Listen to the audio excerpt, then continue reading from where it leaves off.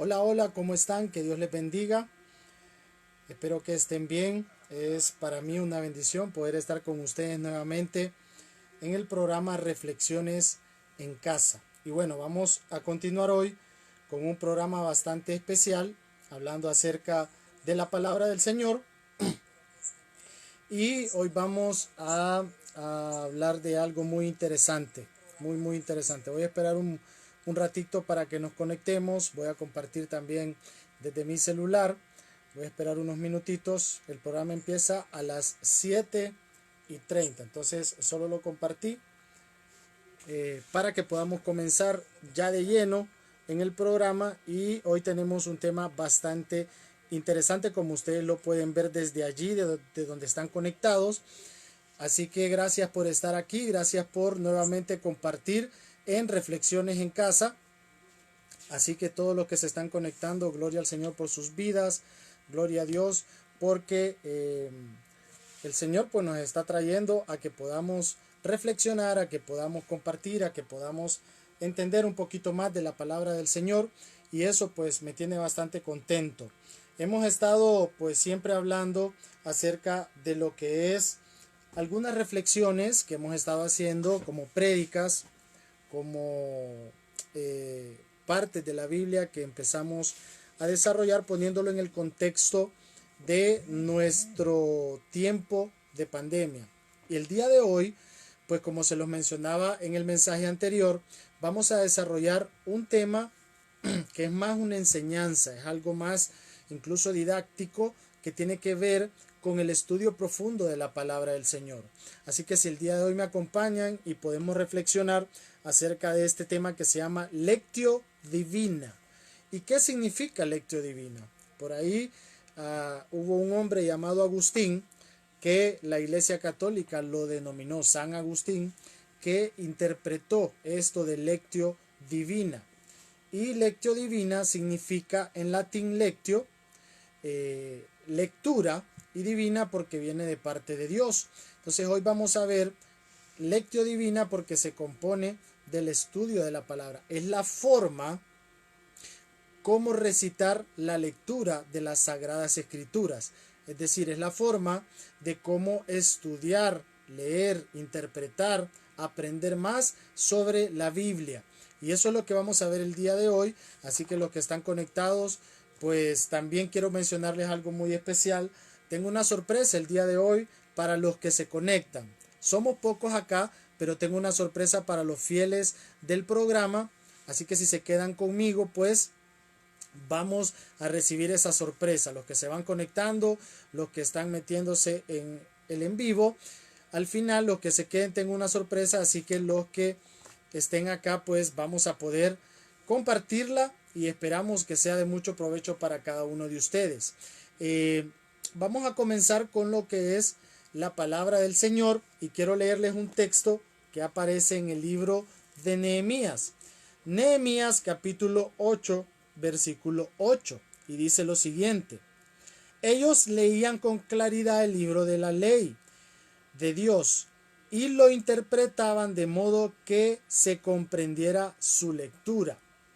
O sea, que nos está hablando que Nehemías, y en este caso otro personaje llamado Esdras del Antiguo Testamento, leían con claridad el libro de la ley que se les fue dado como el libro de Moisés de Dios, y lo interpretaban de modo que se comprendiera su lectura. Cuando nosotros leemos las Sagradas Escrituras, generalmente se nos dice que estudiemos la Biblia, y eso está muy bien, estudiar la Biblia es muy bueno, pero más que estudiarla, tenemos que saber interpretarla para poder nosotros con claridad hablarla hacia otras personas, y que otras personas puedan recibir la palabra de Dios de una manera comprensible y con claridad, como lo dice en este texto bíblico.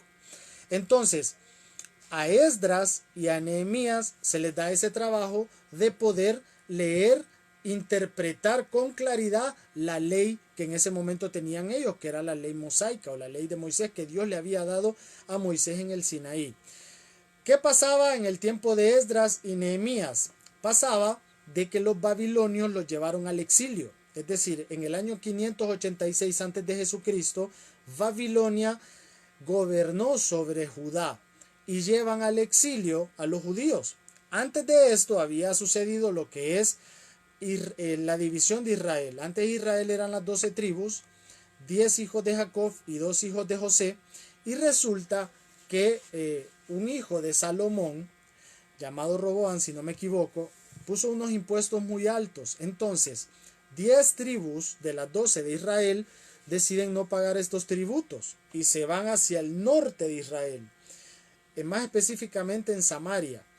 Y Judá y otra tribu llamada Benjamín fueron las que se fueron al sur de Israel. Entonces ahí se dividen las 12 tribus, 10 del norte y 2 del sur. Pues resulta que estos personajes, Esdras y Nehemías, son de las 2 tribus del sur.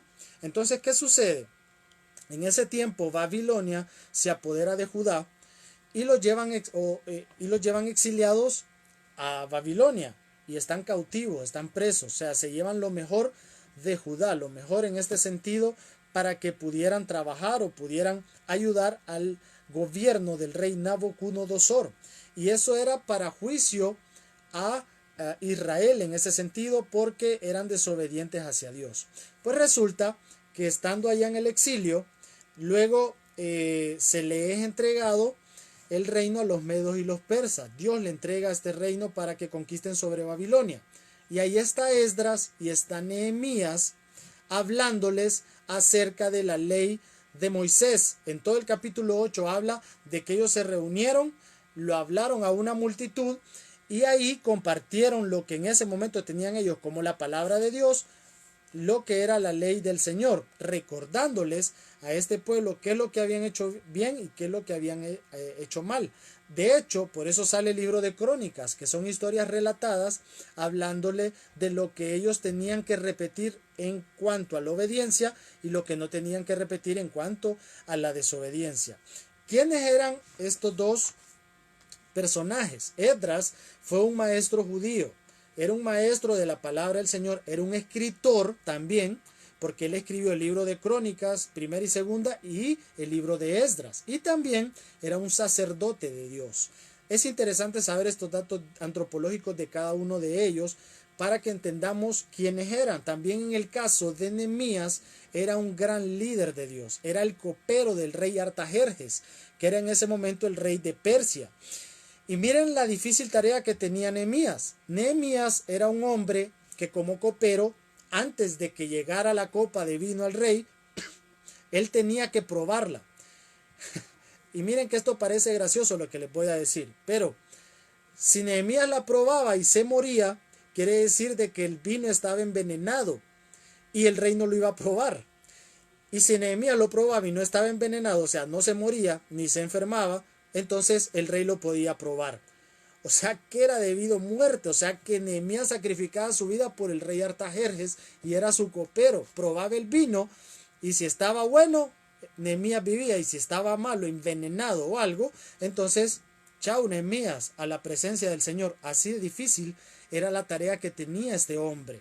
Ahora, ¿por qué? Porque los reyes en aquel tiempo tenían muchos enemigos, pero también Nehemías llegó a ser un capataz de la construcción del muro de Jerusalén, o sea, de la reconstrucción, de hecho, porque los babilónicos destruyeron todo el templo, entonces él tenía que reconstruir el templo y el muro de Jerusalén, y posteriormente a la reconstrucción de los muros de Jerusalén y del templo, después se convierte en un gobernador de Judá. Estos son los dos personajes que tenemos nosotros, que hablaban la palabra de Dios, como lo dice el texto en Nehemías 8:8, y que la interpretaban de una manera entendible para que el pueblo la comprendiera. ¿Cuántos de nosotros anhelamos ser como Nehemías en este tiempo? ¿Cuántos de nosotros anhelamos ser como Esdras, que eran maestros de la ley, estudiosos, que construían, que trabajaban, que llegaron a ser gobernadores del pueblo de Dios, como decir ahora líderes, coordinadores, mentores, pastores, y que en aquel tiempo necesitaban escuchar la palabra de Dios? Imagínense, habían perdido algo tan valioso como el templo, que ellos creían que allá habitaba la presencia del Señor. Se los habían destruido, todavía los llevan exiliados y no ven palabras de esperanza. Pero Nehemías y Esdras se las repetían, pero de una manera clara. ¿Cuántas personas en este tiempo necesitan que nosotros hablemos de la palabra del Señor? ¿Cuántas personas necesitan que en este tiempo nosotros les decodifiquemos de una manera clara la Biblia y que podamos interpretárselas para que ellos la entiendan en nuestro contexto? De eso vamos a hablar hoy, de la lectio divina. Y les mencionaba yo que la lectio divina era la forma de reflexionar, de recitar sobre las Sagradas Escrituras o sobre la lectura de las Sagradas Escrituras, que prácticamente esto lo que es que nosotros aprendamos a masticar la Biblia, a reflexionar en la Biblia, como se llama el programa de esta noche siempre, Reflexiones en Casa, que aprendamos a analizar e interpretar la palabra del Señor. ¿Para qué? Para que otros la comprendan, la entiendan, para que otros reciban ese mensaje sencillo que nosotros les podemos brindar, a pesar de que en la palabra pues tal vez hay algunas bases, situaciones, capítulos, versículos que cuesta entenderlo, pero que nosotros seamos esos Nehemías y esos Esdras que podamos llevarle la palabra de Dios y de esperanza a otras personas. Jesucristo cuando hablaba decía: el reino de Dios es como un grano de mostaza, el reino de Dios es como un tesoro en el campo, el reino de Dios es como esto, es como lo otro. Y utilizaba parábolas y utilizaba formas verbales, oratorias, para que la gente entendiera cómo era el reino de Dios en ese contexto. Entonces Jesucristo utilizó de una manera magnífica la palabra de Dios, lo que Dios le decía a él para que el pueblo lo entendiera. Así debemos de ser nosotros en este tiempo. Así debemos nosotros de manifestar ese poder de Dios de la palabra y que otras personas entiendan qué es lo que estamos viviendo en este tiempo. Ahora, yo no les repito, no les traigo un mensaje de prédica. Esta es una enseñanza, más como una semicapacitación, por decirlo así, para que aprendamos a mejorar lo que es la lectura de la palabra de Dios. Lectio divina se comprende de 4 partes. La primera, la lectura, que es la palabra lectio en latín. La segunda tiene que ver con la meditación de la palabra de Dios. La tercera tiene que ver con la oración, ya vamos a ver cada una de ellas. Y la cuarta con la contemplación. Entonces comencemos con lo que es la lectura. A nosotros se nos dice que estudiemos la palabra, y está bien que se nos diga eso, pero estudiar la Biblia y solo sabérsela de memoria no tiene un efecto transformador si no la interpretamos, no la comprendemos, para poder primero aplicarla a mi vida y después que otros la comprendan para aplicarla a la suya. Entonces, una de las herramientas para poder entender la Biblia es tener un estudio formal de teología. Hay personas, y esto no sé si me causa tristeza o me causa decepción, hay personas que escuchan la palabra teología y creen que eso no es de Dios, o creen que eso tiene que ver con la mucha letra. Hay un versículo en la Biblia que dice: la mucha letra mata, pero el espíritu vivifica. Entonces la gente escucha esto y dice: es que estudiar mucho es malo, porque la Biblia dice que la mucha letra mata. Quiero decirles de que la traducción original para ese texto es: la mucha ley mata, pero el espíritu o la gracia de Dios nos salva, nos vivifica. Eso es lo que significa el texto. No que estudiar es malo, no que leer es malo. No, significa de que la ley mata cuando no tenemos la gracia de Dios, o sea, que nos condena, pues. De eso es. Pero hay personas que dicen: no, es que ese versículo dice eso, entonces yo no voy a estudiar. Es importante que entendamos que teología es todo lo que hacemos. Orar a Dios, el ministerio, todas las actividades que nosotros hacemos, el leer la Biblia, el ayunar, todo eso tiene que ver con teología. Teología es el estudio de Dios, el estudio de sus características, la lógica que tenemos nosotros acerca de Dios. Eso es teología. Y tenemos que aprender a utilizarlo como una herramienta, como un estudio formal. Hay pocas instituciones aquí que estudian teología, pero es necesario, hermanos, si nosotros queremos aprender a compartir la palabra con vehemencia, con entendimiento, para que las personas la puedan comprender. Otra forma de estudiarla, para interpretarla, es con una Biblia de varias versiones. Hay personas que también, cuando leen varias versiones de la Biblia, se asustan. Y a mí me han dicho, no, es que la original es la Reina Valera 1960. Reina Valera fue escrita por dos sevillanos, dos monjes. Uno, siempre me confundo con estos nombres, creo que es Cipriano de Reina y Casiodoro de Reina, perdón, y Cipriano de Valera. Ellos dos, uno la escribió y el otro la volvió a revisar varios años después, como 30 años después, para poder ponerla en el lenguaje castellano. Por eso cuando ustedes escuchen en la 1960 que dice, vosotros sois la luz del mundo, no es que Jesús hablaba vosotros sois, sino que ese era el lenguaje castellano al cual estos dos monjes las tradujeron. Ahora en la actualidad podemos decir, ustedes son la luz del mundo. No es que Jesús hablaba así, sino que era una traducción para entenderla mejor en nuestro contexto.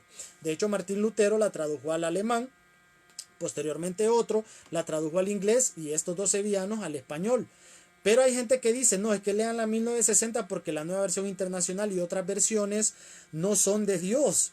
Y saben ustedes que antes de la 1960 había otro que era de la 1602. Y hay otra Reina Valera que es de la 1909. Y los que vieron esta de 1909 creyeron que la de 1960 no era de Dios. O sea, siempre creemos de que hay una sola versión para la palabra. Y si bien es cierto, pues hay gente que dice que le extraen texto, es que ponen otra cosa. Tenemos que estudiarla en un lenguaje que nosotros podamos comprender, que nosotros podamos entender más fácilmente y que otras personas también lo puedan entender. Esa es otra forma también de estudiar la palabra de Dios, una lectura y que podamos masticarla e interpretarla. Otra forma es una Biblia de estudio. Es importante tener Biblias de estudio. Hay una que creo que es no sé si es la Thompson, que es una buena Biblia en el cual trae estudios de lo que habla la palabra del Señor. Para poder interpretarla es necesario también tener Biblias de estudio. Concordancias bíblicas. Yo compré una que es esta, se llama Concordancia Strong y es una concordancia exhaustiva de la palabra. Y trae algo bien interesante, que habla acerca de la concordancia, trae las palabras en hebreo y los textos en griego, que son los dos originales los cuales se escribió la Biblia. La Biblia se escribió en hebreo, un poco en arameo y en griego, para que sepamos eso. Entonces, esta concordancia que yo tengo, busco una palabra, me tira el texto bíblico y si es del Antiguo Testamento yo lo busco en hebreo, en el original, y si es del Nuevo Testamento yo lo busco en griego. Así entiendo mejor la palabra y lo que me está tratando de decir la Biblia. Eso es importante también, estudiar la palabra con concordancias para que entendamos nosotros qué decían en el original. Ahí habla también, es bien interesante esta concordancia que tengo yo porque habla acerca de las 39 parábolas de Jesús. Imagínense, 39 parábolas de Jesús, no sé cuántos sabían que eran 39. Y los 37 milagros que hizo el Señor Jesucristo. Aparte habla también de una armonía de los evangelios. Una armonía de los evangelios que habla más o menos un cuadro comparativo de cómo se comparaban los evangelios y qué cosas tenían en común. Es súper interesante. Y eso me ha ayudado a mí a entender mejor las palabras en el original para no malinterpretarlas. Hoy voy a hacer una sorpresa y les dije que a los que se quedaran les voy a dar una sorpresa, al final se los voy a decir. Y hay algo ahí que tiene que ver con el original que muchos me habían criticado al inicio de lo que yo había hecho. No les voy a decir todavía la sorpresa, pero ya lo vamos a ver porque es interesante compartir en el original y entender la palabra de esa forma. Libros de consulta también. Hay manuales bíblicos, hay uno que es de MacArthur, que es muy bueno, un manual bíblico que habla acerca de muchas historias de la Biblia. Un atlas bíblico que generalmente las Biblias lo traen, que son mapas. Diccionarios de la Biblia también, que esta concordancia que yo tengo también tiene parte de diccionario. Hay personas que hacen comentarios bíblicos para traducirlo a nuestro lenguaje. Hay Biblias que son así también y es muy bueno tenerlas. Y esto de la armonía de los evangelios también, que hay unas solas Biblias que hablan de la armonía de los evangelios al final. Si ustedes, para los que no saben, no sé cuántos se han preguntado si los 4 evangelios son iguales. Yo antes me preguntaba, ¿por qué Mateo, Marcos, Lucas y Juan se ven iguales? O sea, ¿para qué Dios permite que se escriban 4 evangelios que tengan el mismo contenido. Pero para los que no saben, son armónicos en algunas cosas, pero son distintos en otras. Y vamos a verlo un poquito acá. Por ejemplo, Mateo fue escrito para los judíos. De hecho, si ustedes se fijan, Mateo es el único libro, creo que hay otro de los evangelios, pero de los únicos libros, de los 4, que habla de la genealogía de Jesús. ¿Por qué? Porque era dirigido hacia los judíos, y los judíos tenían entendido que el Mesías o el Hijo de Dios vendría de un linaje de rey. Entonces, para los judíos era importante entender de dónde venía Jesús, que venía del rey David, del rey Salomón y de todo el reinado que Dios levantó, del rey, el reinado davídico que se le dice. Entonces, a ellos fue dirigido Mateo. Marcos es dirigido a los romanos. Los romanos creían mucho en el servicio, porque ellos eran personas con autoridad, tenían sirvientes, etc. Y ahí está la famosa frase que dice Jesús: yo no vine al mundo a que me sirvan, sino a ser servido. Ese libro es dedicado también a los romanos por parte de Marcos, y se dice que fue el primer evangelio que se escribió. Luego está Lucas, que es dedicado a los griegos. Lucas, dedicado a los griegos, ahí es donde se habla del el Hijo del Hombre. No sé si ustedes han escuchado esa frase, porque los griegos le dan mucha importancia a la parte física del ser humano. Y Juan, dedicado a los gentiles, o sea, a nosotros, porque habla del verbo, del amor de Dios hacia los gentiles. No quiere decir de que los demás libros que no son dedicados a nosotros, a los gentiles, no los podamos leer. Les estoy hablando de las diferencias que tienen estos libros y a quiénes fue el contexto de quiénes se los escribieron y por qué tenían esos textos, o por qué están, mejor dicho, esos textos en cada uno de estos evangelios. Eso es interesante saberlo, porque entonces nos confundimos y a veces creemos que Mateo es igual a Marcos, Marcos es igual a Juan y Juan igual a Lucas. Y tienen que ver en cierta parte una armonía y en otra no. Entonces es interesante, se fijan, saber un poco más acerca de la palabra. Por eso en la lectura nosotros tenemos que aprender a reflexionar, aprender a masticarla, aprender a analizar e interpretar las Sagradas Escrituras. Y me encontré con un pensamiento muy bueno que dice: el conocimiento además presupone mucho más que leer, requiere estudiar, y no solo estudiar, sino la aplicación auténtica en la mente, en el corazón y la conciencia a las sustancias y enseñanzas de las Sagradas Escrituras. Tenemos que aprender a interpretar las Escrituras en la mente, en el corazón, en la conciencia, y yo le pondría en el espíritu también, para que otras personas reciban el mensaje de una manera más clara, más eficaz. Es necesario que nosotros aprendamos a interpretar las Escrituras. Luego viene la meditación. La meditación es concentrarse en lo que el texto quiso decir a sus lectores originales y qué más puede ser descubierto. Para eso existen algunas ciencias bíblicas. Las ciencias bíblicas tienen que ver con las disciplinas que se estudian para la Biblia.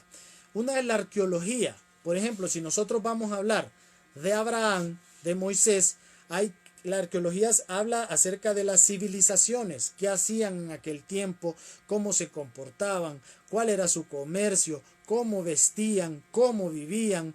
Todo eso es importante saberlo para interpretar las Sagradas Escrituras, para no cometer errores, como por ejemplo hay personas que sacan un texto fuera de contexto y lo ponen a nuestro tiempo y dicen: ahora hay que vestirse así porque la Biblia dice esto, y que la mujer es deshonroso vestirse como hombre y por eso no puede usar jeans. Perdón que lo diga. Yo sé que tal vez ustedes, los que están acá, no, alguien podrá ver el video y es de esa creencia o doctrina, yo no lo voy a criticar, pero en ese tiempo ni siquiera existían los pantalones.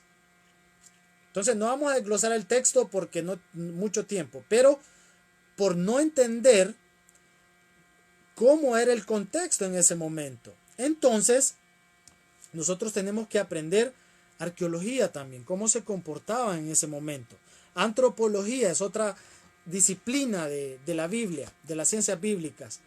Cómo se comporta el individuo o el estudio del ser humano, así como les decía yo, quién era Esdras, quién era Nehemías, quién era Moisés, quién era Jesús. Sabemos que era el Hijo de Dios, pero ¿quién era? El hijo de un carpintero, por ejemplo. Fíjense que esa es una de las cosas que pocos hablamos de Jesús, era un hijo de un carpintero. Y eso es interesante porque tiene que ver con un oficio que Jesús emprendía también. Es interesantísimo eso. ¿Quién era Job? ¿Quién era Josué? Etcétera. Entonces la antropología tiene que ver con el estudio del ser humano. La filología, que tiene que ver con los textos escritos y la evolución del lenguaje, por ejemplo, qué lenguaje se hablaba en aquel tiempo en la Biblia, desarrollo histórico, literario, cuál era la cultura del pueblo en ese tiempo, cómo era la estructura en ese tiempo, etcétera. Eso es la filología. Ciencias sociales, cómo se comportaba el individuo con la sociedad que lo rodeaba. Cómo se saludaban, cómo hablaban. Tenían ellos, por ejemplo, frases que utilizaban y que la pusieron en la Biblia y que no necesariamente significa lo que podemos nosotros interpretar de manera básica. Solo les voy a dejar una curiosidad. Y ustedes van a decir, hermano, pero es que explique más. No. Por ejemplo, nosotros leemos el fin del mundo muchas veces en los evangelios. Para los judíos esa era una frase que hablaba acerca del fin de lo que ellos vivían en el exilio, del fin de sus tiempos, del fin de tener el templo, del fin de tener una capital como Jerusalén. Solo para dejarles un contexto, ¿no? No estoy hablando de que no existe la parte apocalíptica o profética, claro que sí, pero por eso tenemos que entender cómo se comportaban, cómo hablaban también entre sociedad. La teología, que ya hablé un poco de teología, lo que es el estudio lógico de Dios, y la crítica literaria. Entender, por ejemplo, que ellos hablaban en forma de monólogos, que ellos hablaban en forma de soliloquios, ellos hablaban de forma apóstrofe, son críticas literarias, de forma retórica, en prosa. Entonces así nosotros podemos entender, por ejemplo, si ellos le hablaban a una persona cuando estaban diciendo lo que leemos en el texto, si hablaban a una multitud, a varias personas, si estaban razonando y hablando en voz alta, que es lo que significa soliloquios, si ellos estaban regañando a alguien o hablando con dolor, como por ejemplo lo hacía Jeremías en Lamentaciones. Todo este tipo de crítica literaria también es importante comprenderlo, y eso tiene que ver con la meditación de la palabra de Dios, con la reflexión de la palabra de Dios. Eso tiene que ver, y por eso es importante estudiarlo. Vamos a profundizar un poquito más y vamos a ver, por ejemplo, cuando estudiamos la Biblia libro por libro, cómo debemos estudiarla. Primeramente preguntarse quién escribió el libro, quién fue el que escribió el libro. Por ejemplo, el Pentateuco, ¿quién lo escribió? Por ejemplo, libros poéticos, ¿quién los escribió? Por ejemplo, si agarro los evangelios, ¿quiénes lo escribieron también? ¿A quién fue escrito? Como les hablaba en los evangelios, ¿para quién iba dirigido este libro? ¿Cuándo fue escrito? ¿En qué tiempo? ¿En qué año? ¿Antes de Cristo? ¿Después de Cristo? Claro, sabemos que el Antiguo Testamento fue antes de Jesús y el Nuevo después de Jesús. Pero, ¿en qué tiempo? ¿Qué estaban viviendo ellos? ¿Cuál es la verdad central de ese libro de la Biblia? ¿Por qué motivo fue escrito? ¿En qué circunstancias estaban aquellas personas para los cuales fue escrito? ¿Estaban en esclavitud? ¿Estaban en el exilio? ¿Cómo vivían? Habían varios grupos, por ejemplo, en el tiempo de Jesús había muchos grupos religiosos. Nosotros hablamos siempre de los fariseos, están los saduceos, pero habían muchos grupos religiosos. Entonces entender eso también es interesante e importante. ¿Qué referencias nos da el libro de la vida y el carácter del autor, de la persona que lo escribió? ¿Cómo era esta persona? ¿Cuáles son las principales ideas o enseñanzas que podemos sacar de ese libro de la Biblia? Porque no todo es para enseñanza. De hecho, no todos los libros son para doctrina. Yo, por ejemplo, no puedo utilizar un salmo para doctrina, para mi creencia. O sea, lo puedo utilizar como alabanza, agradeciéndole a Dios y también declarando esa palabra. Eso sí, lógico. O los proverbios para sabiduría y aplicarlo a mi vida. Pero no como una doctrina eclesiástica, por ejemplo. Para eso están las epístolas de Pablo. Entonces, entender esto es bien importante. ¿Qué nos habla el libro y cuáles son las enseñanzas de él? ¿Es para adoración? ¿Es para alabanza? ¿Es para la vida? ¿En sabiduría? ¿Es para doctrina eclesiástica? ¿Es para obediencia? ¿De qué nos está hablando ese libro? Y, por ejemplo, está el estudio por capítulos.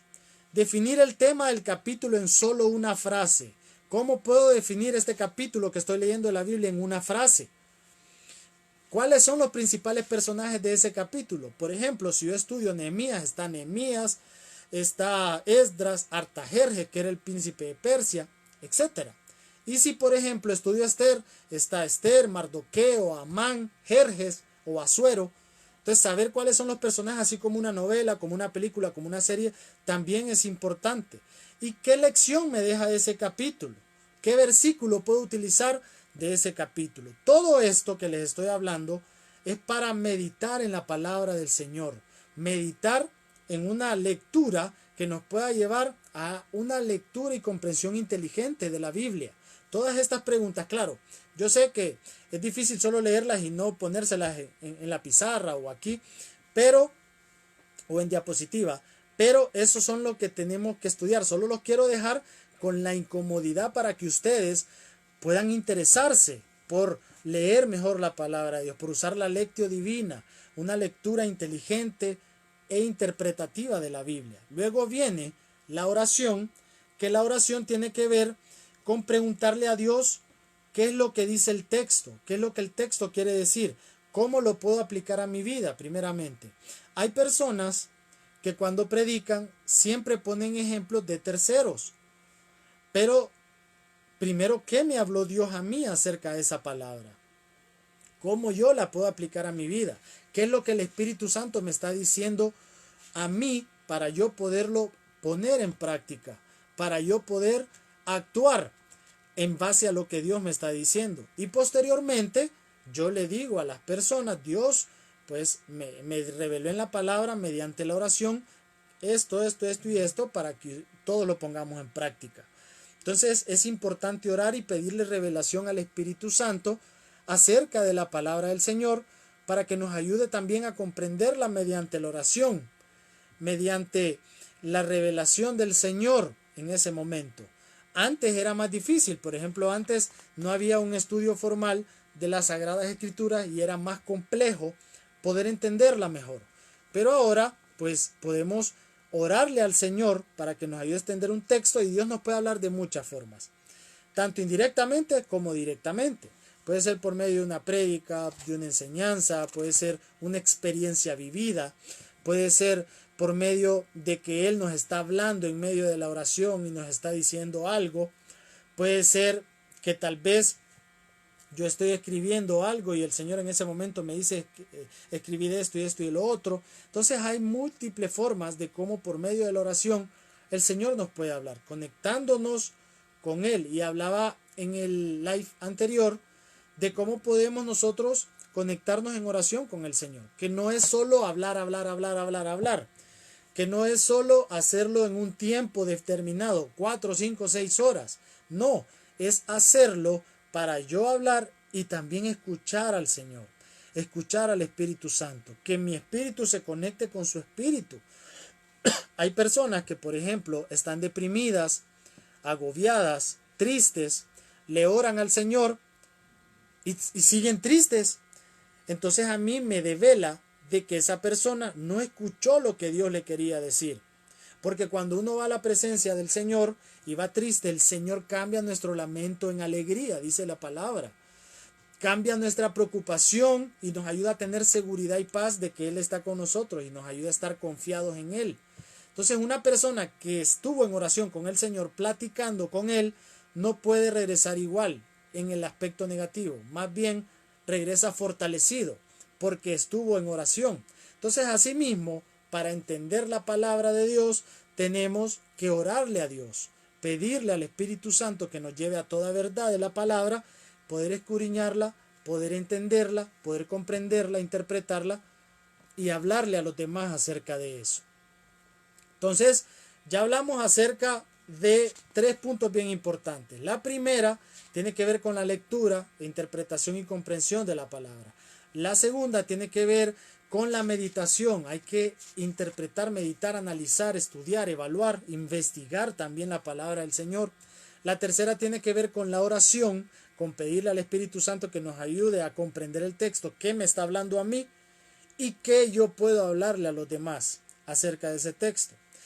Y en cuanto también a la oración, aquí se aplican algunas formas de teología que Dios nos puede ayudar a comprender mejor para poder comprender mediante esa revelación la palabra. Por ejemplo, el exégesis es una clase que enseña en teología a poder llegar a lo más que se puede al texto original. La exégesis nos ayuda a poder comprender en su esencia lo que dice la palabra de Dios. Entonces es importante el exégesis. Claro, es amplia, tiene sus pasos, pero tenemos que interesarnos por entender los originales en cuanto a hebreo, griego y un poco de arameo de lo que habla la palabra. La hermenéutica, por ejemplo, que nos ayuda a poder estructurar un sermón de una manera lógica. No podemos, y no lo, miren hermanos, yo no lo digo para criticarlos a ustedes que predican, no, ni que enseñan, no lo piensen así, ni para criticarme a mí ni a los pastores, no, es para evaluarnos. No podemos seguir predicando de una forma que empezamos hablando de Moisés y terminamos hablando de Elías, o empezamos a hablar de un mensaje y llevamos 40 minutos y decimos todavía estoy en la introducción, y que a veces parece que la persona que está hablando es un chiste, pero no, lo dice así porque quiere decir que el mensaje le va a durar 5 horas. Tenemos que ser efectivos cuando hablamos de la palabra del Señor. Tenemos que estructurar nuestras ideas. Hermenéutica significa poner estructura en el sermón y ponerlo en nuestro contexto. Para no caer en el error también, porque hay personas que utilizan libros. Por ejemplo, había un versículo, creo que de Jeremías, que dicen, el coronavirus dice acá que es esto. No existía el coronavirus en ese tiempo de Jesús. Habían otras enfermedades o del Antiguo Testamento, como la lepra, y otras cosas, pero no existía el coronavirus. Y hay gente que dice, sí, es que aquí dice que el coronavirus es. ¿Por qué? Por no entender y comprender la palabra, por no poner un contexto a la palabra de Dios. Ahora, que podemos traer versos o capítulos bíblicos a nuestro contexto y aplicarlos, sí. Como por ejemplo yo les hablaba en una enseñanza que se llamó los leprosos también tienen hambre, y lo relacionaba la lepra con el coronavirus. Pero nunca dije que el coronavirus estaba en la Biblia. Entonces, hermenéuticamente es bien importante poner en nuestro contexto aquello que traemos del Antiguo, del Nuevo Testamento, en la Biblia. Hay personas que, por ejemplo, aseveran cosas que no son bíblicas. O le dicen a uno, esto es lo que dice la Biblia. Y tal vez la Biblia no dice eso. Y dice supuestos, cosas que él o ella creen, y no lo dice la Biblia. Debemos de empezar a dejar que la Biblia nos diga lo que realmente nos está diciendo, aunque parezca un trabalengua. Debemos empezar a dejar que la Biblia nos hable lo que dice la palabra del Señor, porque si no, empezamos con un montón de paranoia, con un montón de teorías de conspiración, y empezamos a decir en 1 año se termina el mundo, en 2 años se termina el mundo, con esto del coronavirus, con este tiempo de pandemia, en 3 años se termina el mundo, y la gente anda nerviosa, la gente anda preocupada, estresada, porque me dijeron que una profecía bíblica dice que en 3 años se acaba el mundo, y yo que no me, por ejemplo en mi caso, ahí está mi novia que me está escuchando y le mando un beso. Yo que no me, nosotros que no nos hemos casado, es decir, si solo nos quedan 3 años ya no, o 1 año ya no nos vamos a casar. Entonces, cuestiones así. Por eso tenemos que saber interpretar las Sagradas Escrituras para hacerle decir a la Biblia lo que realmente dice. Y yo sé que yo no los quiero aturdir con esto, ¿verdad? Pero sí he estado orando al Señor, preocupado, porque en este momento que estamos confinados escuchamos muchos predicadores y yo no tengo la verdad, hermanos. De hecho, usted nunca me escuchó decir a mí en este momento o en este tiempo que llevamos, yo vengo a hablarles de la única verdad. No, lo que tiene la verdad es esto, la palabra del Señor. Pero sí tenemos que aprender a interpretarla, a meditarla, a pedirle al Espíritu Santo que nos la revele de una manera clara y a poder aplicarla a nuestra vida. Pero a veces escucho muchas cosas yo, que en este tiempo uno dice una cosa, otro dice otra cosa. De hecho, yo creo que tiene que haber una reforma en nuestra forma de estudiar e interpretar las Sagradas Escrituras. ¿No han escuchado ustedes? Y vuelvo a lo mismo, no estoy criticando ni lo estoy haciendo con dolo. Es una situación que he visto, he evaluado, y yo sé que muchos la han visto. Lo que pasa es que yo sí me atrevo a decirla. Pero hay muchas fuentes que dicen una cosa, otra corriente dice otra, una teoría dice una cosa, otra teoría dice otra. Y por ejemplo, uno de los libros más polémicos, por decirlo así, es el Apocalipsis. No se ponen de acuerdo, unos son premilenialistas, otros que postmilenialistas, otro que el rapto va a venir aquí, que el rapto va a venir allá. Y en vez de ponernos todos de acuerdo, unos dicen una cosa y otros dicen otra. Entonces la pregunta es, preguntémonos inteligentemente, ¿se contradice Dios? O sea, Dios le dice una cosa a uno y después le dice otra cosa al otro. Así como los personajes de esta enseñanza, ¿será que Dios le dice una cosa a Esdras y le dijo otra cosa a Nehemías? ¿Será que Dios le dijo una cosa a Moisés y otra cosa a Josué? No. Dios le dijo una cosa a Moisés y Josué la replicó.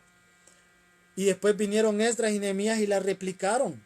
El mismo Dios, así con su deidad y su inmutable forma de ser, ese es Dios. Dios no cambia. No es que a mí me dice una cosa y a otro otra. Claro, estamos hablando no de un versículo. Yo puedo interpretar un versículo y a mí me dijo una cosa y a uno de ustedes otra. Del versículo, por una vivencia, por algo. Pero no es que las verdades escriturales de la palabra significan para uno y para otro. Dios es claro y Dios habla un solo idioma y Dios lo que dice lo dice de una forma única. Por supuesto que hay metáforas, hay formas, como les hablaba de la crítica literaria y cosas que tenemos que investigar, pero Dios no cambia y Dios es el mismo ayer, hoy y siempre, y hay una unidad en lo que Él habla. Tenemos que investigar, no pelearnos por eso. Entonces tengamos cuidado cuando escuchamos la palabra, cuando escuchamos y a quién escuchamos también. Y otra cosa, hermanos, motivarles a que ustedes también sean agentes de cambio, para que estudien la palabra y se la prediquen a otros. Yo sé que algunos hermanos de los que están aquí lo hacen, ¿verdad? No sé si todos, porque no los conozco a todos.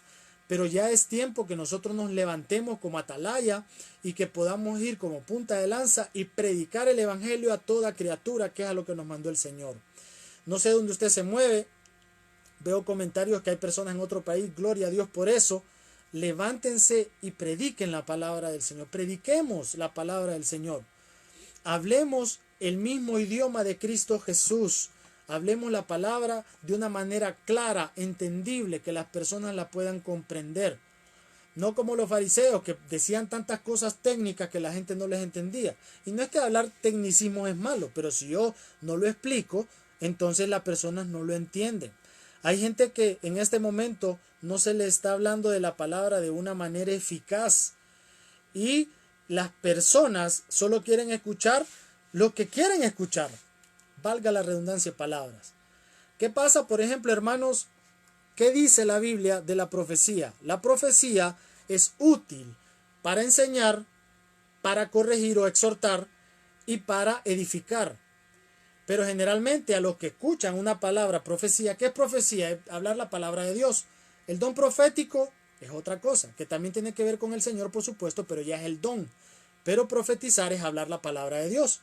Entonces hay personas que solo les gusta que les profeticen y aunque sea con el don, la palabra profética o profetizar la palabra que viene de parte de la Biblia, que Dios nos habla a todos por medio de eso, que les digan lo que les gusta, que les digan lo que les edifica y que les digan lo que los consuela. Porque la palabra es útil para enseñar, pero para consolar, edificar y también dice corregir, exhortar. Es decir, que cuando alguien nos hable fuerte de parte del Señor es porque algo no estamos haciendo bien. Hace poco yo estaba revisando uno de los live, creo que fue el de Un Banquete con el Rey, y yo hablaba mucho de muchas verdades que creo que a muchas personas no les gustaron. Lo comparo por los me gusta, ¿no? Miren, yo no espero tener seguidores, gloria a Dios por sus vidas, pero lo que queremos es formar discípulos. No pretendamos llenar templos, sino llenar el cielo con las personas. Entonces, a mí me pueden seguir 2 o 3 en un mensaje de estos, y yo soy feliz. La palabra dice, donde 2 o 3 estén, ahí estará mi presencia. Yo no me preocupo por tener 100, 200 likes, eso a mí no me preocupa. No me preocupa ser famoso, no me preocupa que la gente diga, wow, el pastor, el pastor, el pastor. No me preocupa. Yo lo que quiero es hablar la verdad de Cristo. Pero a la gente no le gusta que le digan muchas veces la verdad. Entonces en ese live tuve bien poca recepción. ¿Por qué? Porque dije muchas verdades que hay gente que le incomodó. Lo siento mucho, hermanos, pero así es la palabra del Señor. Los profetas de aquel tiempo, los que usaban el don profético que Dios les hablaba, como Moisés, como Samuel, como no recuerdo en este momento el nombre que le habló a David, todos estos profetas, Isaías, Jeremías, Ezequiel, todos estos le hablaban fuerte a los reyes, le hablaban fuerte a los gobernantes y le decían, esto dice el Señor, esto dice Dios. Y a los reyes muchas veces no les gustaba, pero venía de parte del corazón del Señor. Y el Señor no lo hacía para incomodarlos en el sentido de regañarlos por regañarlos o de corregirlos por corregirlos. Lo hacía para que cambiaran esa actitud de desobediencia. Muchas veces así Dios nos habla. De hecho, hay personas que creen que Jesús solo habló de amor. Jesús era fuerte también cuando hablaba porque quería corregir. Imagínense que llega una persona y le dice, Señor, ¿qué debo hacer para tener la vida eterna? Esto es, ¿qué dice la Escritura? Le dice. Entonces el rico le dice, era una persona rica, próspera económicamente. Ama a tu Dios con todo tu corazón y ama a tu prójimo como a ti mismo. Bien has dicho, le dice. Ahora, agarra todo lo que tienes, véndelo y sígueme, le dice. Se fue triste ese hombre, ese joven rico. Se fue muy triste porque Jesús le dijo, vende todo lo que tienes y sígueme. Qué duro lo que le está diciendo el Señor. O sea, me imagino que la persona pensó, y todo lo que he construido en años en mi microempresa y todos los ingresos, y tú me pides que lo venda y que esto lo... y repártelo a los pobres, le dijo el Señor. Y que lo reparta y que me quede sin nada. Eso me estás pidiendo, Señor. O dice, el que quiera seguirme, dijo Jesús, quien no aborrece padre, madre, esposa, hijos, suegra, quien no los aborrece no es digno de ser mi discípulo. Cuando la palabra aborrecer significa en el griego, quien no ame menos a estas personas que a mí, no es digno de ser mi discípulo. Entonces a mí me dice eso y yo digo, wow, o sea, me estás diciendo que mi esposa, que mis hijos, pero así hablaba Jesús. Quien quiera seguirme, tome su cruz cada día y sígame. El Hijo de Dios no tiene dónde reposar su cabeza. Van a sufrir conmigo. Te pueden azotar, te pueden matar. Pero al final, quien pierda su vida por causa mía, la va a salvar. Y quien quiera salvar su vida por otra causa, la va a perder. Así hablaba Jesús. De esa forma hablaba Jesús, porque era la verdad. Entonces aprendamos, hermanos, a transmitir la verdad de Dios. Aprendamos a transmitir la verdad del Señor. Y la última parte de la cual nos habla la lectio divina o la lectura divina de la palabra es la contemplación. Es entender mejor la verdad bíblica y aprenderla a aplicar a nuestra vida. Les repito, si yo leo un mensaje, Dios me está hablando a mí primero. Cuando yo, por ejemplo, pongo, valga la redundancia, ejemplos en un mensaje, en una prédica o en una enseñanza, yo pongo ejemplos míos también. En la oratoria o en la homilética, esto es deleitar, conmover y persuadir. ¿Cómo deleito yo? Con conocimiento de la palabra. ¿Cómo persuado yo? Con criterio de la misma palabra. ¿Y cómo conmuevo a otras personas? ¿Cómo las personas se identifican conmigo, con lo que yo vivo, con lo que estoy hablando en la palabra? Con mi testimonio, con mi vida. Hay personas que dicen, sí, es que tal persona hizo tal cosa, es que el otro hizo lo otro, es que el otro... ¿Y yo? ¿Y mi vida? ¿Y mi testimonio? Hay personas que les da pena hablar de cómo fueron antes. Lógico. Vamos a poner un ejemplo. Si viene una ex prostituta, no va a hablar de detalles de su vida anterior, pero sí puede contar que fue prostituta. ¿Para qué? Por si otra prostituta la está escuchando, se identifique con ella y sepa y le diga, yo era prostituta, pero Cristo Jesús me salvó, me sanó, me restauró y ahora soy una nueva criatura y el Señor ahora me usa para predicar su palabra, para enseñar. Entonces la persona se siente identificada. Así contemplo la Biblia, aplicándola a mi vida, aplicándola en cada una de las enseñanzas que Dios me quiere transmitir a través de ella. Y así yo le predico a otros de mi testimonio y otras personas también se identifican con eso. Aún en pequeñas cosas, fíjense que a mí me encantaba el fútbol, bueno, me sigue gustando, pero jugarlo. Y yo en mi testimonio no metía que me gustaba fútbol, que jugué fútbol, porque hay unos que dicen eso es trivial. Pero le he predicado a muchos jóvenes y les he explicado de cómo tomar el fútbol, de cosas que yo vivía y de cosas que que Dios me ayudó a cambiar. Porque para mí en un tiempo el fútbol era, casi un Dios. Entonces la persona se identifica y dice, wow, esta persona vivió lo que yo vivo. O por ejemplo, alguien que fumó, alguien que se drogó, alguien que viene de un lugar pecaminoso, de acciones pecaminosas. Si habla de eso en un testimonio, las personas se identifican. Entonces, así contemplo la palabra de Dios, entendiendo mejor la verdad bíblica y aplicándola a mi vida, para que otros se identifiquen y también la puedan aplicar. Así que repasamos. Debemos hacer un estudio inteligente de la palabra de Dios para ser edificados y edificar a otros, interpretando en la lectura bíblica, meditando en la palabra del Señor, investigando, analizando, orándole al Espíritu Santo para que me diga qué dice ese texto y contemplándola, aplicándolo a mi vida para que otros lo apliquen. Así es como nosotros podemos mejorar en lo que es la lectio divina, la lectura de la palabra de Dios, para poder ir y llevar el mensaje de salvación a toda criatura. Gloria a Dios por este tiempo, gloria a Dios por los que todavía están acá. Quiero decirles algo, les dije que les tenía una sorpresa. Yo escribí un libro para la gloria y honra del Señor, que es este. Se llama Corazón Inquebrantable. Y este libro se llama así por un versículo que habla en Isaías 61:1, que incluso tiene que ver con lo que acabamos de hablar, que dice: el Espíritu de Dios está sobre mí, me ha ungido para llevar buenas nuevas a los abatidos, a los pobres, y a vendar a los quebrantados de corazón.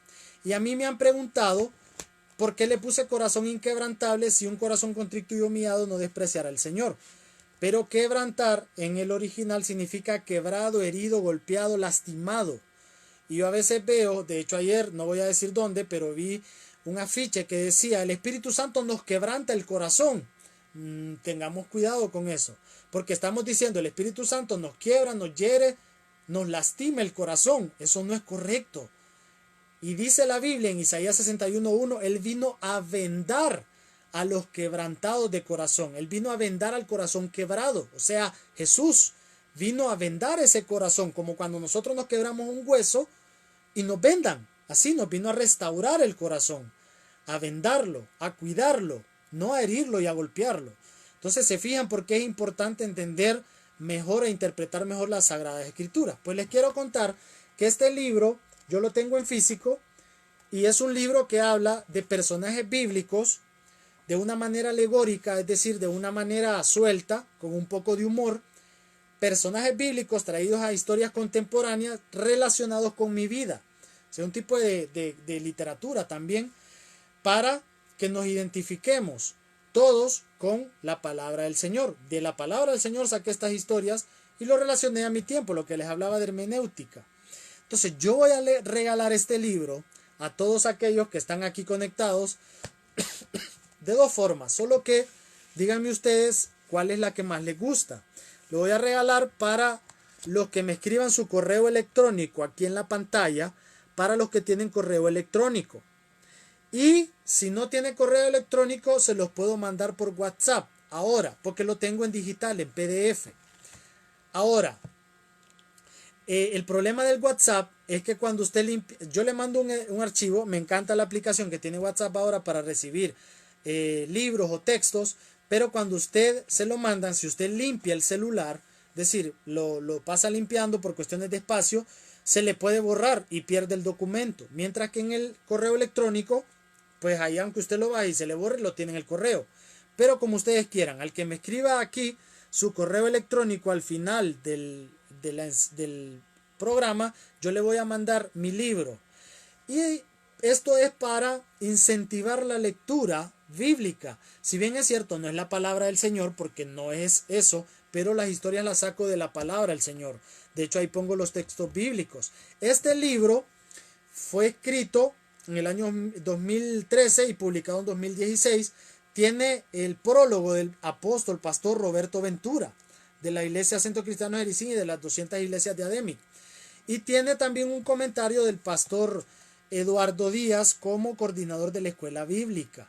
Tiene unas historias muy interesantes evangelísticas que les pueden ayudar a ustedes tanto para su vida como para predicar a otros. Entonces yo voy a regalar este libro y el que me escriba, escríbanme el correo electrónico si ustedes tienen correo aquí en la pantalla para mandárselos en digital, en PDF. Y les voy a mandar el libro y una imagen del libro. También como la portada y la contraportada. Y si no, entonces mándenme su WhatsApp. Yo sé que a ustedes tal vez no les va a gustar poner su número de teléfono. Pero entonces, escríbanlo por ahí. Y bueno, para que yo se los pueda mandar. Porque son las dos formas que yo veo. Y quiero dárselos como un regalo para incentivar la lectura. Entonces, solo se los voy a mandar a los que escriban. Porque no hay otra forma de mandarlo. Entonces, si me ponen su correo electrónico aquí, por favor, escrito aquí en la pantalla. Y yo se los voy a hacer llegar. O su WhatsApp para que mandárselo. Si usted no quiere poner su número de teléfono, también lo que podemos hacer es guarde el mío y me escribe al WhatsApp. El mío es 9947-5598. 9947-5598. Yo le voy a mandar mi libro en digital, en PDF, con una imagen. Y usted me escribe ahí, hermano, yo estuve en la transmisión del programa y yo quiero el libro y yo se lo mando. O me pone aquí en la pantalla su correo electrónico. Entonces son las dos formas como lo voy a regalar. Y bueno, ya para irnos, voy a empezar a saludar a los hermanos que estuvieron conectados el día de hoy. La hermana Yancy Elizabeth Miralda, mucho gusto, Dios le bendiga, hermana, gracias por estar aquí en el programa. La hermana Marta Lilian Donaire siempre está aquí, gracias hermana, Dios me la bendiga. La hermana Norma Maya, que también apoya mucho los programas de La Voz de la Bendición. Es un placer, una bendición poder contar con usted. Mi novia Idania Ferrera, gracias amor por estar conectada, Dios me la bendiga. La hermana Rosa García también, que siempre nos escribe de Miami, Florida. Una bendición, un abrazo hermana. Y bueno, si usted desea el libro también me puede escribir. Y el hermano Juvenal, también hermano Juvenal, gloria al Señor, muy interesante, dice el hermano. Claro, no porque lo esté diciendo yo, sino porque las escrituras son tan interesantes, tan emocionantes, apasionantes, que mientras más conocemos a Dios, más le vamos a amar. Así que, como les digo, bueno, todavía nos quedan unos minutos. Si usted quiere que le mande el libro, el que escribí, póngame su correo electrónico, o puede escribir su número de teléfono, o me escribe a mí al 9947-5598. Eso lo voy a ver después, hasta que termine la transmisión, porque no puedo ver ahorita porque estoy con el celular mío, pero sí me interesaría mandárselos. Y bueno, este es un regalo, así que los regalos hay que aprovecharlos. Y en este momento pues hay que incentivar la lectura. Estamos en confinamiento y podemos así aprender más de la palabra del Señor. No sé si alguno también tiene alguna petición de oración, para que oremos por alguna situación que esté pasando, por alguna situación que esté viviendo. Pues también es la oportunidad, y reflexiones en casa, pues de eso se trata también, que podamos reflexionar acerca de nuestra vida y pedirle al Señor que nos guarde en todo momento. Si no, voy a hacer una oración genérica para irnos despidiendo. No sé si tienen algún comentario por acá, si no, pues vamos a orar. Padre, gracias Dios por la oportunidad que nos diste de compartir el día de hoy. Gracias Señor, porque sabemos que la palabra, dice la palabra, ayuda a edificar, a consolar y a corregir. Ayúdanos Señor a ser edificados, consolados y corregidos. Ayúdanos a poder entender mucho mejor tu palabra, comprenderla, meditarla, masticarla, no solo leerla, sino a poder interpretarla para llevar ese mensaje de salvación a otros, para que tengamos suficientes herramientas, criterios, doctrina para poder ir y llevar la palabra a otros, y que tu Espíritu Santo sea el que convenza de juicio, pecado y justicia, porque nosotros solo le hablamos a la mente y el corazón, pero tu Espíritu le habla al Espíritu. Así que gracias Señor por esta oportunidad. Habrán momentos de palabra, de prédica, en el cual todos nos gusta escuchar. Y habrán momentos también de enseñanza, en los cuales tenemos que aprender para ponerlo en práctica. Es tiempo que nos levantemos, hermanos, y yo le pido al Señor que nos ayude a poder tener más miembros en la mies, más trabajadores en la mies, más obreros en la mies. La mies es mucha, dice la palabra. Pero, o el campo es mucho, pero los obreros son pocos. Necesitamos más obreros comprometidos con el Señor, que entendamos la palabra, que podamos interpretarla, llevarla a otros, y eso nos va a ayudar mucho a nuestro crecimiento espiritual también. La palabra de Dios es el libro más divino que existe, que es hipostático, es natural como sobrenatural, y hay cosas que ni los científicos aún pueden explicar, y eso es maravilloso porque también es la verdad del diseño de Dios y el propósito para nuestra vida.